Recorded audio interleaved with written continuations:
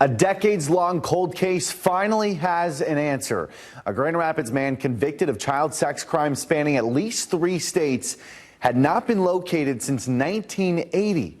But one of his victims vowed to keep the search alive. And now for the first time, she says she feels free.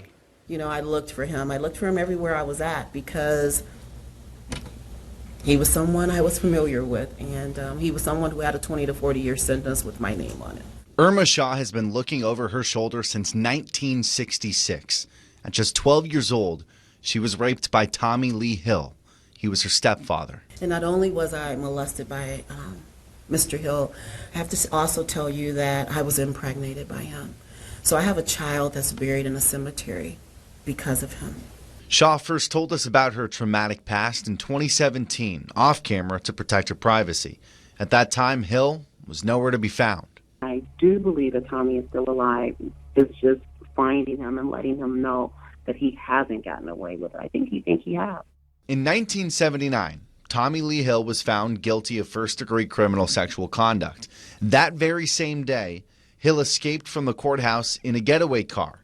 He resurfaced that summer, picked up by local authorities in Mississippi on an assault charge.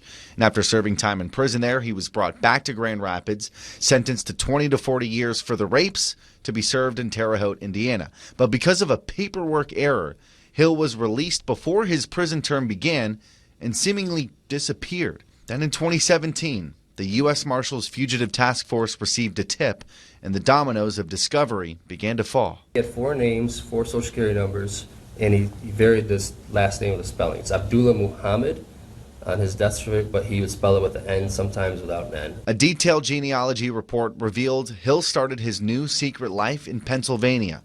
And that's where files showed Hill was shot and killed in 1983 by the brother of a different victim. Shaw's 46-year search coming to an end in April. I get to utilize my experience to help other women and other children that have went through that. So you didn't win. You didn't win. And I am the victor. Authorities said Hill has at least 7 victims spanning 3 different states, and Shaw thinks there might even be more than that, about 30 to 40 total. And she hopes this news brings them closure as well. Here in studio, Max Goldwasser, Fox 17 News. The tip that revived the search and ultimately led to Hill's discovery came through Silent Observer. All of the information is right there on your screen. It's a tool you can utilize 24/7, and as always, you can remain anonymous.